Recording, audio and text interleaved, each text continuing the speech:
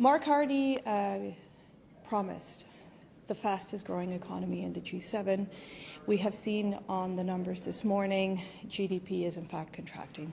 $4 billion contraction in the last quarter, 0.2%, and we have seen now 2 quarters out of the last 3 where we see a GDP contraction. And not only that, we are in fact the only G7 country that is seeing a contraction in the economy in the last quarter.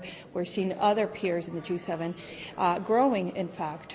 And when you look at this contraction, what does that mean? For Canadians, it means there's no economic growth. There's less opportunities. It is no wonder that we see unemployment rising, and we have concentrations among the youth. Opportunities are decreasing for youth. There's hopelessness among youth.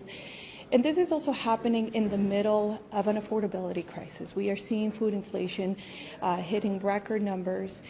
We see child poverty also hitting record numbers, where we see 1 in 5 children under the age of 6 living in poverty. And we're not only not improving, we're actually going backwards, because poverty amongst children has increased, has doubled from 2019 to 2023. And in the grand scheme of things, the news of the GDP can be a bit confusing, in that we see some foreign direct investment numbers that came out yesterday, where the headline is, well, we're actually receiving more foreign direct investment. But when you, in fact, look further, you will note that in the last 3 quarters, since the Prime Minister took over, we see a foreign direct investment outflow. So we are losing foreign direct investment, and the investment that is in fact coming into the country, it's in the form of mergers and acquisitions, which means we have foreign companies coming into Canada, taking over Canadian companies, and the predominantly coming from the U.S. And I saw this myself when I was in London.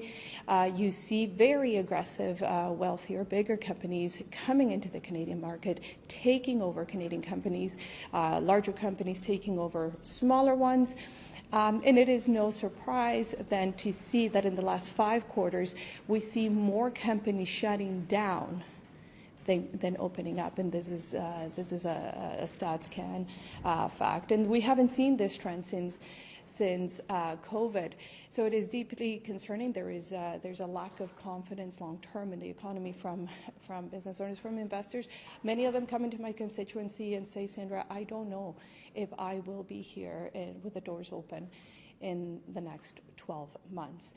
Again, this was a key promise by Mark Carney in that we would have the fastest growing economy in the G7, and we are seeing the numbers actually, in fact, showing the opposite.